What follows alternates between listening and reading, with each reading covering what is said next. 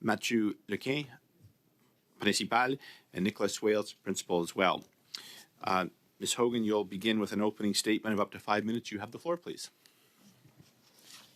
Thank you, Mr. Chair. Just so you know, because it has 3 reports, it's a little longer than 5 minutes. That is always not a problem, and I apologize for being so precise this time. Usually I just say you have the floor, and you do. So we will, of course, endeavor, and we will listen to you with bated breath. Thank you. Thank you. I appreciate precision around numbers, Mr. Chair, so thank you. I am pleased to be here today to discuss the 3 reports that were just tabled in the House of Commons. I first want to acknowledge that we are gathered in Ottawa on the traditional unceded territory of the Algonquin Anishinaabe people. I will begin with our audit of professional services contracts.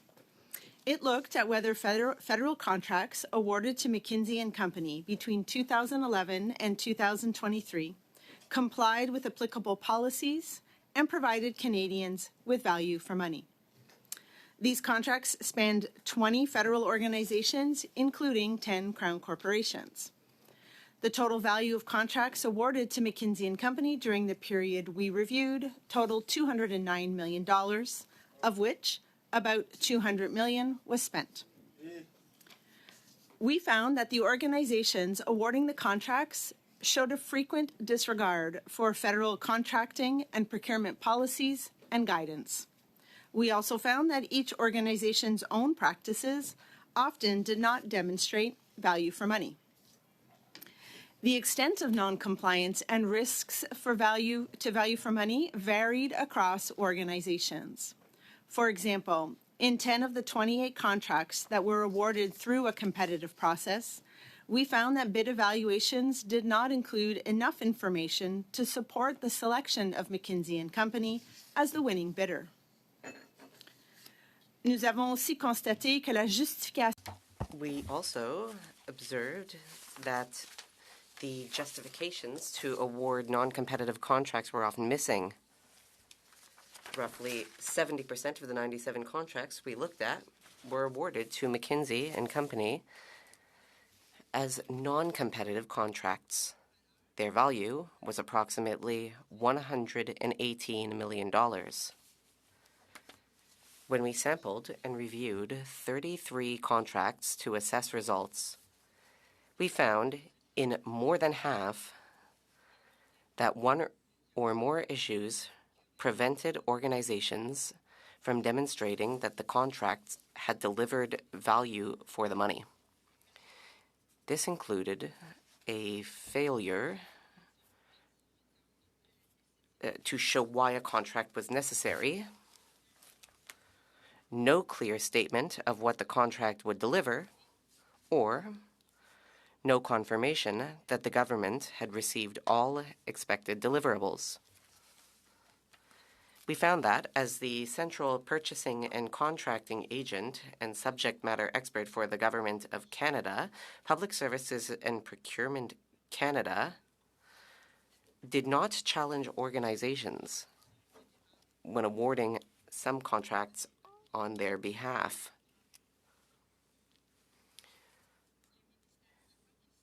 The department did not challenge the organization requesting the contracts about whether the procurement strategy used was appropriate when multiple contracts were awarded to McKinsey & Company for a similar purpose and within a short period of time.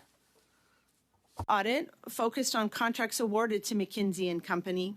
It highlights basic requirements and good practices that all federal organizations should follow when procuring professional services on behalf of the Government of Canada.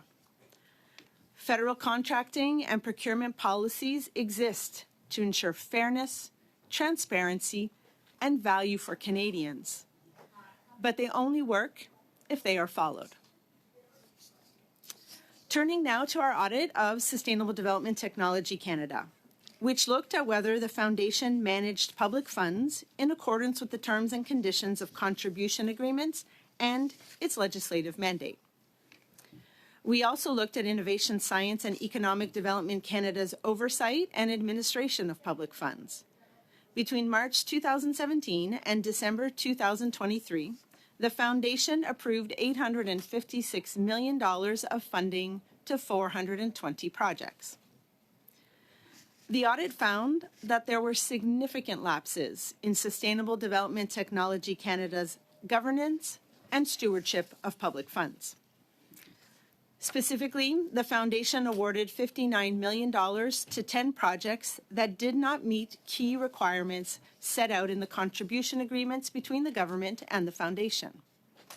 These projects were ineligible for funding because, for example, they did not support the development or demonstration of a new technology, or the projected environmental benefits were overstated. I am also very concerned by breakdowns in the Foundation's governance. La Fondation n'a pas toujours respecté. The Foundation was not always following conflict of interest policies, and it failed to comply with the Canada Foundation for Sustainable Development Technology Act. The Act requires the Foundation to have a group of 15 members separate from its board of directors in order to represent Canadians and appoint most of the Foundation's board. The audit determined that the Foundation did not comply with the legislation because it had only 2 such members instead of the required 15. With respect to conflicts of interest, the Foundation did not have an effective system to maintain its conflict of interest disclosures and related actions.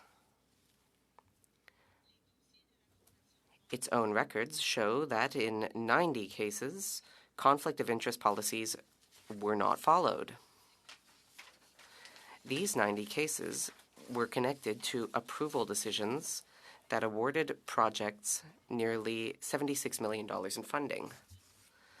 Like all organizations funded by Canadian taxpayers, Sustainable Development Technology Canada has a responsibility to conduct its business in a manner that is transparent, accountable, and compliant with legislation.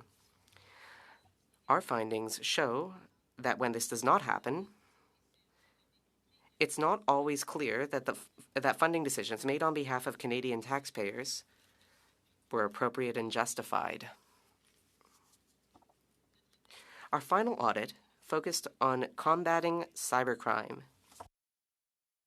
It looked at whether the Royal Canadian Mounted Police, Communications Security Establishment Canada, the Canadian Radio, Television and Telecommunications Commission, and Public Safety Canada had the capacity and capability to effectively enforce laws against cybercrime activities and protect Canadians online. These organizations have neither the capacity nor the tools to effectively fight cybercrime as cyber attacks grow in number and sophistication. Part of the issue is the federal government's siloed and disconnected approach. We found breakdowns in response, coordination, tracking, and information sharing between and across the responsible organizations. In addition, given the links between spam and cybercrime, the Canadian Radio, Television and Telecommunications narrow view of its role has limited the extent to which it helps protect Canadians. Effectively addressing cybercrime relies on incident reports going to the organizations best equipped to receive them, and on those organizations acting on those reports. The current system for reporting cybercrimes is confusing, and it does not meet the needs of individuals reporting these crimes. D'une part, nous avons constaté que de nombreux incidents. We found that many reports were made to the wrong organizations. At the same time, those organizations did not respond to individuals or redirect the reports that they received.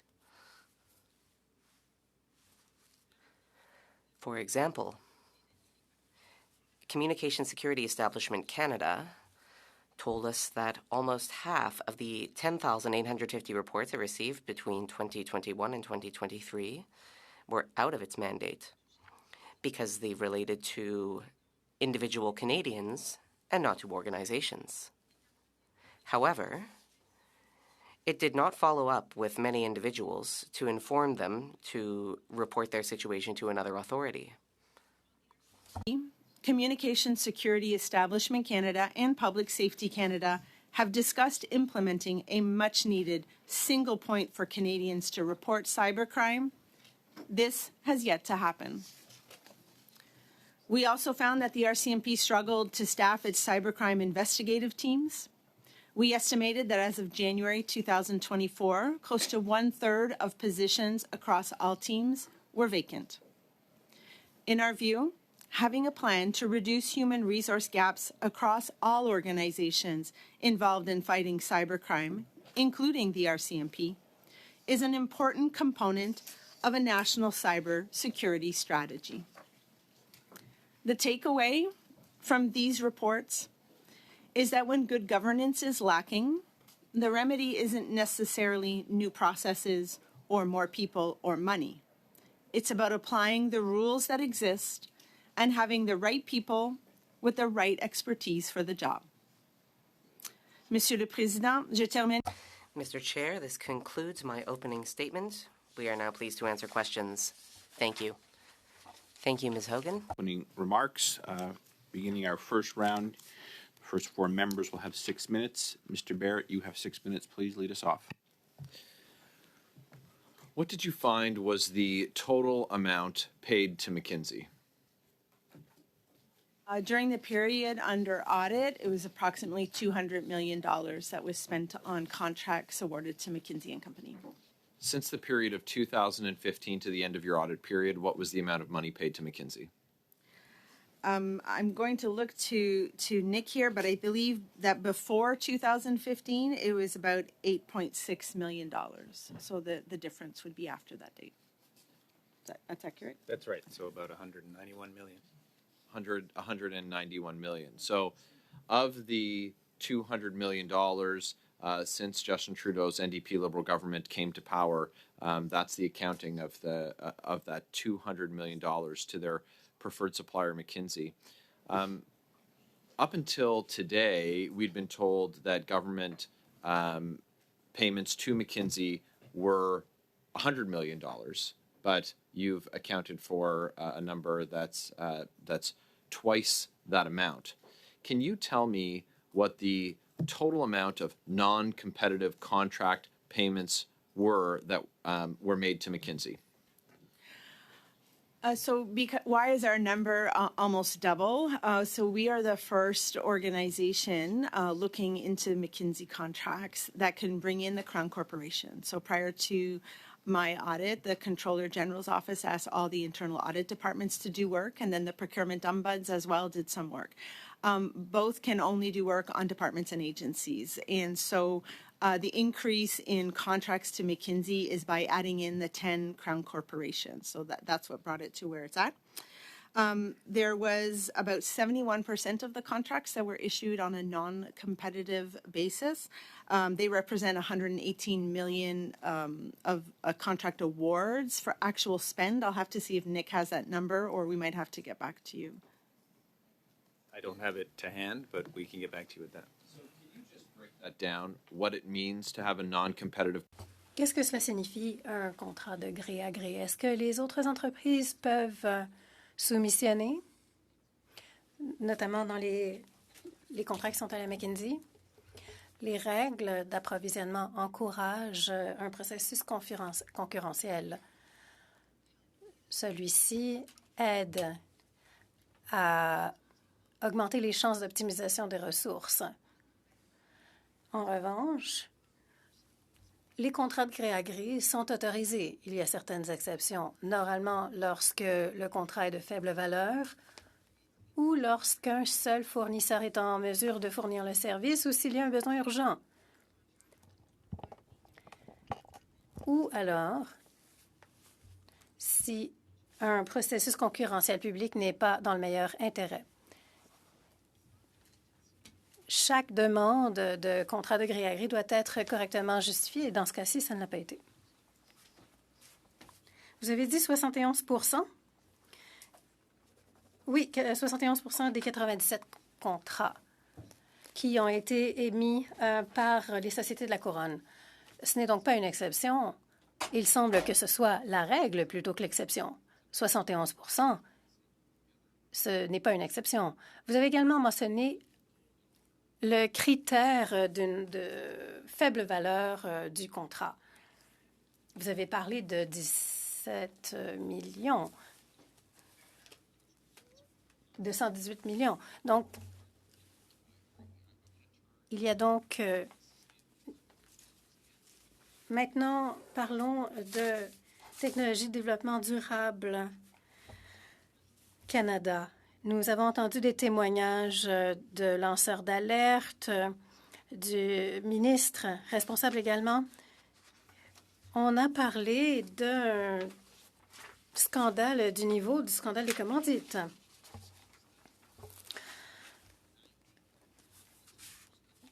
« 90 conflits d'intérêts ont été découverts. Quelle a donc été la valeur de ces contrats que vous avez découverts? Quand on a examiné la situation de la fondation de TDDC, nous avons trouvé des lacunes en matière de gouvernement et également la gouvernance des fonds publics. Les conflits d'intérêts ont été mal gérés. 59 millions de dollars ont été attribués à des contrats qui, à notre avis, étaient inadmissibles. Le chiffre que vous avez mentionné correspondait au chiffre de la fondation en termes de conflit d'intérêts, où un membre du conseil d'administration a participé aux discussions et a pu voter à des contrats auxquels il appartenait.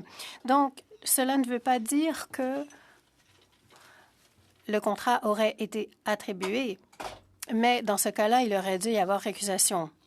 Vous avez parlé de 76 millions de dollars attribués dans le cas des 90 cas. Point of order. Chair, yes.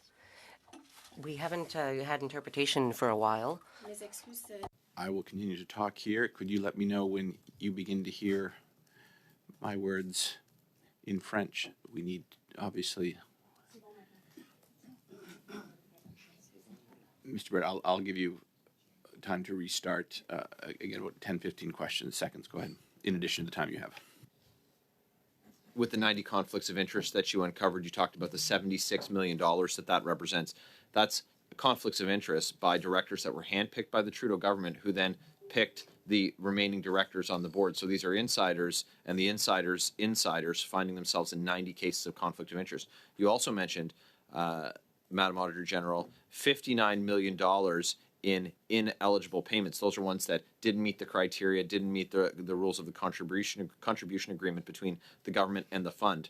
You also found 37 terminated or canceled projects worth $154 million with $35 million spent. What happened to that money? So this was one of those lapses in stewardship of public funds by the foundation. The foundation had a process in place to look at milestone monitoring, and there they found out that some organizations were submitting expenditures that were not eligible. Rightfully so, they canceled the contract. What was missing in the governance of these public funds is that the foundation should then have informed the federal government so that an adjustment could be made to future funding to the foundation, or that steps could be taken to recover Was those the money funds. recovered? Was the money recovered?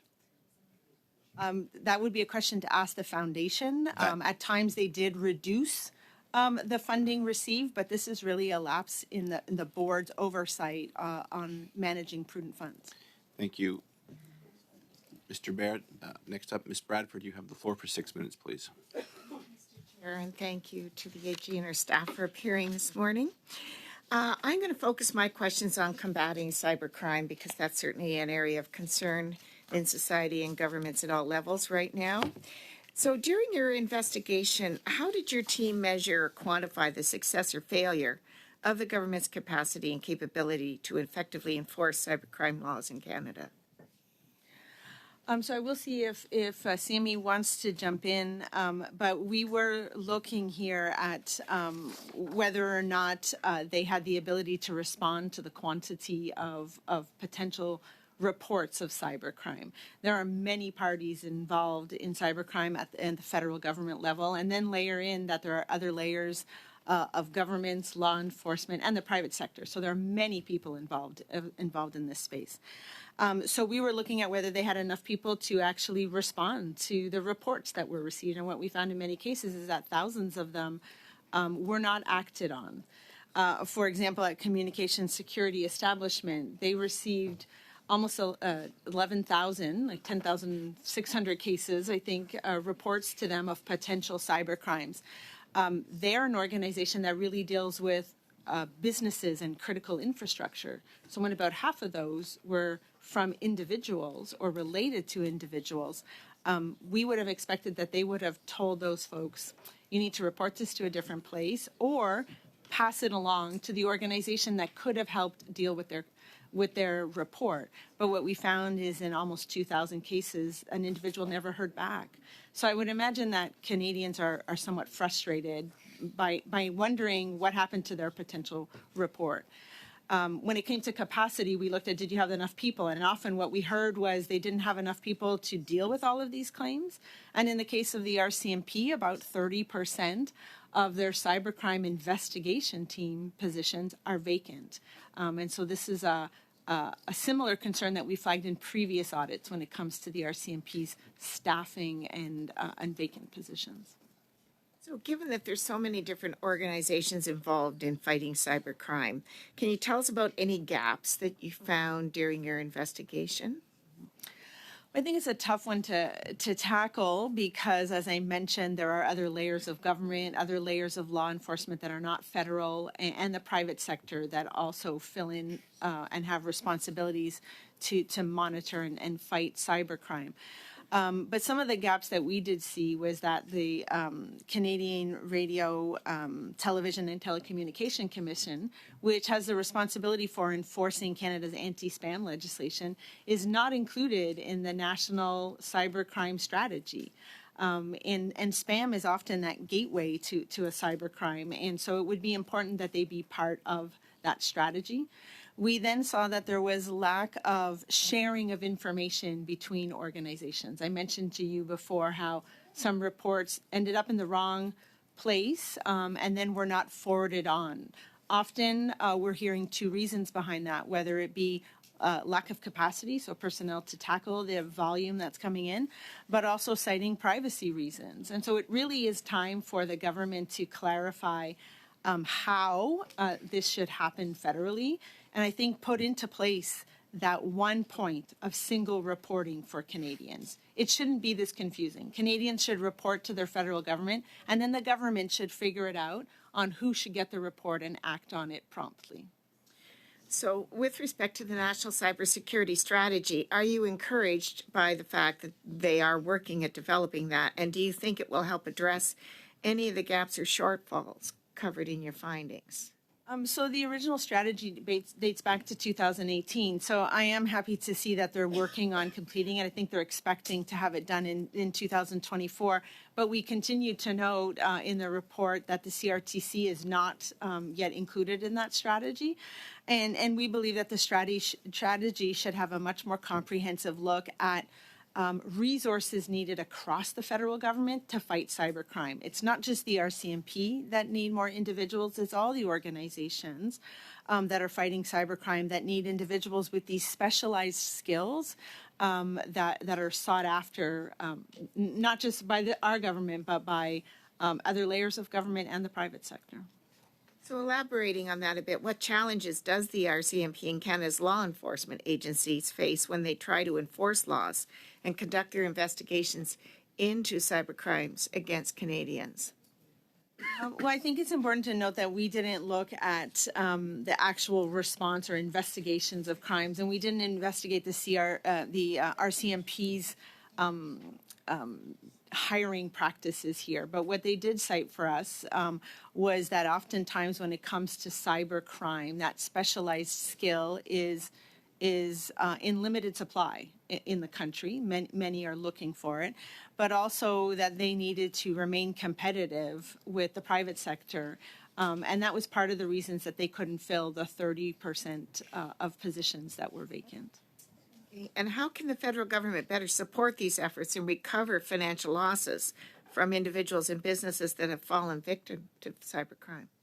As I mentioned earlier, I think a place to start would be to make it easier for Canadians to report potential cybercrime. So that one single portal or funnel to report cybercrimes, and then allow the public service to have the tools and the skills that it needs to forward those to the department best equipped to address the crime. So this really works when your report goes to the organization that is best equipped to deal with it. And right now what we're seeing is that's not always the case, and thousands of reports go unaddressed or not redirected.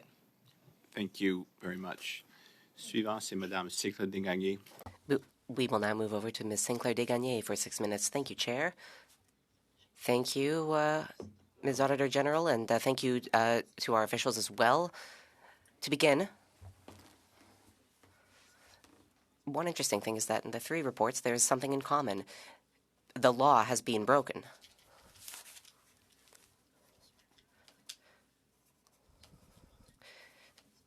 So we're beyond the level of a performance audit here. Simple audits of programs. You're making observations about violations of the law created by the federal government. The federal government is therefore unable to follow its own laws. Could you talk a bit about possible criminal conduct on behalf of the CRTC? And can you provide a timeline of what is set out in paragraph 47 of the report? Paragraph 47 describes a situation where there was an investigation launched by the CRTC, if it's the same word in French.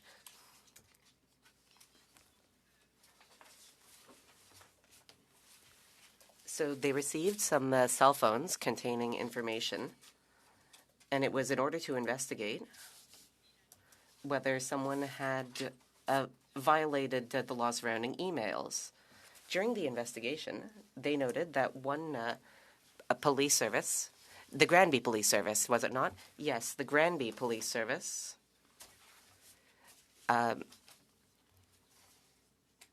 so it had received some electronic communications.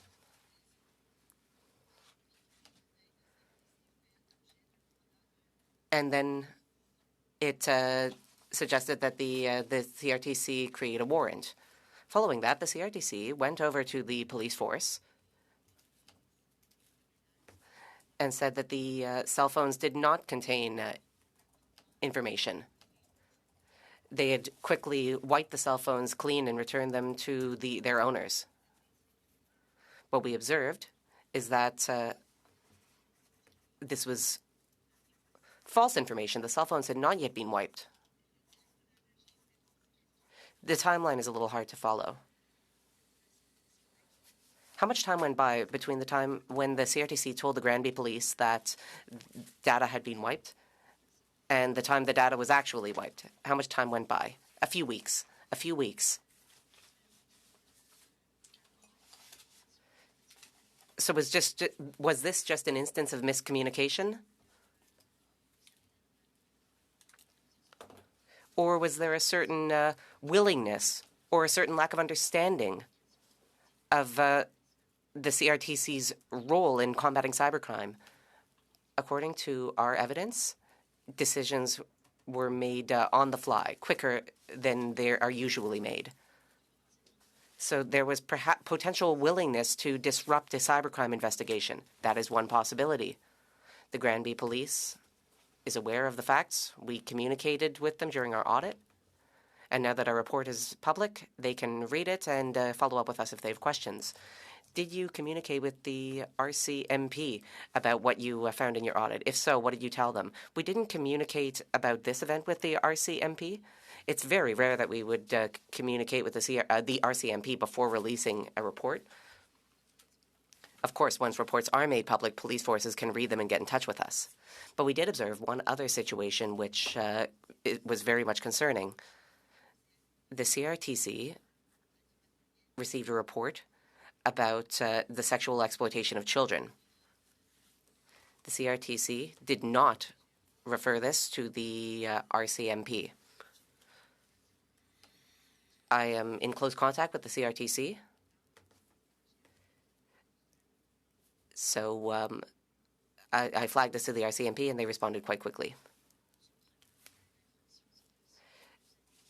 And then there were more administrative breaches. Ones that, despite this, are still illegal. Let's go back to professional services and the McKinsey company. You've cited a number of processes that were not followed. It has a certain resemblance to the ArriveCAN situation.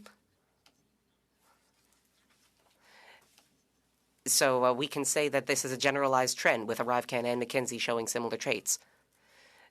The results of this audit focus solely on McKinsey. However, we observed that there are other contracting processes where rules are not followed.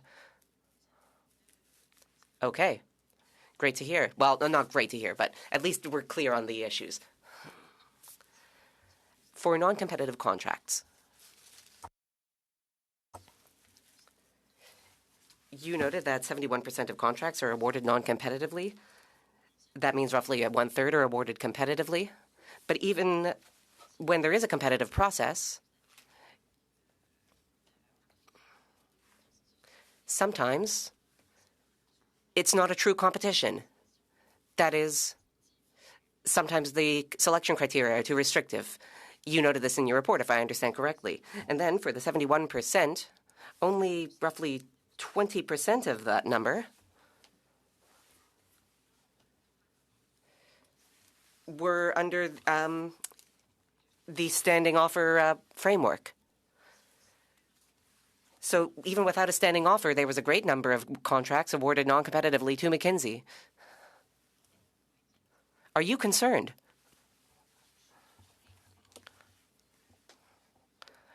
I'm always concerned when a contract is awarded without a competitive process and when the justification for doing so is not solid. Certainly, there are some exceptions where non-competitive contracts can be awarded, but because they're the exceptions to the rule, justifications need to be explained.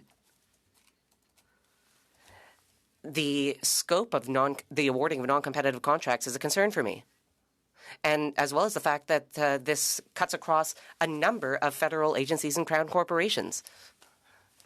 Thank you. Mr. Desjardins. Thank you very much, Mr. Chair. I want to thank the Auditor General and her team for conducting this important audit into what Canadians already experience and they already know, that there is this growing concern of mismanagement and inefficiencies at the federal government. And I think the Conservatives do a good job in reference to categorizing the problem, which is this big bloated bureaucracy. But we find that the other half of that truth is that it's actually a private sector entity that's continuing to bloat our expenses. Whether it's ArriveCAN or in this particular instance, we see that private firms continually take advantage of the vulnerability at our federal public service. When we know that federal public servants can do the work, we continuously see the flagrant disregard for rules from consecutive governments. And we just heard from our Conservative colleagues just now that they want to forget that they're also not following the rules. This report you tabled here is about 2011 to 2023. Where rules were not followed. Those rules in your statement were important to make, that these rules are in place to ensure fairness, transparency, and value for Canadians, but they only work if they are followed. Would you say that those rules were not followed between the same period of time of 2011 to 2023? So you're correct in that our audit covers a 12-year period, which is a very lengthy time. We would have held the departments and agencies and crown corporations to the rules that existed at the time the contract was awarded. The frequent non-respect of these rules was all over the 12 years in question throughout 9 out of 10 departments and agencies and 8 out of 10 crown corporations. So it's very frequent, and it's time for the government to really, I think, refresh and remind everybody about all the procurement rules and make sure that they're being followed. I appreciate that statement because I think it's important for our colleagues, if we want to take this issue seriously, actually deal with this issue seriously, we have to take in consideration that this has been a long-standing issue. It's been consequential, consecutive governments that have done this. And I find it so disingenuous oftentimes, particularly for my conservative colleagues who always want to paint this picture that has only existed recently. And for Canadians, that doesn't serve them good or well when we know that consecutive conservative and liberal governments, and your report makes very clear, consecutive conservative and liberal governments have had rules in place, but they don't follow them. They just don't follow the rules. And it's convenient that conservatives continually harp on the fact that only, it can't be them. But as a matter of fact, the problem is consecutive governments doing this.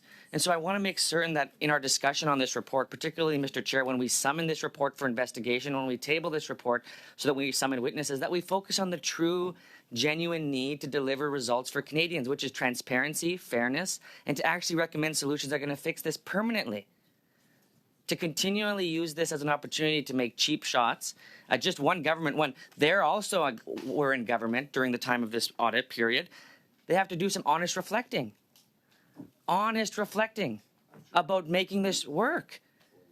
And they're gonna, they're harping on me right now because they don't want to actually deal with the facts that they're the ones who did this. They didn't follow the rules. And then the Liberals followed suit and didn't follow the rules. I find it so difficult in this committee oftentimes. It's just the Bloc and the New Democrats who, we're the only ones who want transparency here. We're the only ones that actually want to fix this issue. And the Conservatives are laughing because they want to make this into a partisan game. When, as a matter of fact, this is serious money. And I appreciate the Auditor General for pointing out the fact that these rules have been consistently and flagrantly disregarded by Conservatives and Liberals. And it's important as committee members that we take this issue seriously. And they're not, I beg their pardon on this because I hope that they can take it more seriously than they have today. And so I'll turn my attention to the findings of your report. 5.31, the finding related to procurement strategies that were structured to make it easier for McKinsey and Company to be awarded contracts. How is it possible that the procurement strategies that were undertaken, particularly the policies that create these procurement strategies, were structured or even altered when McKinsey and Company, prior to their bidding on these projects? So out of the 97 contracts that we looked at, 6 of them appeared to be designed to suit or to favor McKinsey. And you can appreciate that when there's 20 organizations, almost every contract is a uniquely different story. So I'm going to try and keep it somewhat general. But I would tell you that in 4 of the competitive contracts, we found that there was a change in strategy that made it easier for McKinsey. So we're not saying that you can't change your procurement strategy, but that you need to really justify why you were changing a strategy to award a contract to a specific vendor. In 2 of those cases, we found that the procurement strategy was a competitive one, but that there were questions raised by bidders around the narrowness of certain criteria. We didn't see documentation about how those concerns were addressed. And then in the end, there was one bidder, and it was McKinsey who received the contract. So those are the cases where it looks like it was done to suit them. When you look at the National Master Standing Offer, we did find in a couple of cases that 2 departments waited almost a little over a year, actually, for the National Master Standing Offer to be available with McKinsey for benchmarking services, when there were other standing offers for benchmarking services that could have perhaps answered their needs. And so, again, it's about documenting why. When you're going to go non-competitive, why you're doing it. I can't underscore the importance of making that clear and transparent. Thank you very much. Beginning our second round, Mr. Perkins, you have the floor. I understand you're going to be splitting your time with Ms. Block. Do you want me to? Yes, with Ms. Block. Yes. Do you want me to cut you off halfway, or you'll? That's fine. Just want to be clear. You have the floor for 5 minutes.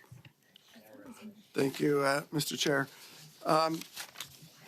In your report, Auditor General, on the SDTC, which the public knows as the NDP Liberal Green Slush Fund, you mentioned that 90 conflicts of interest of Liberal Prime Minister handpicked appointees were in a conflict of interest totaling $76 million, and that, am I right, they didn't follow conflict of interest rules?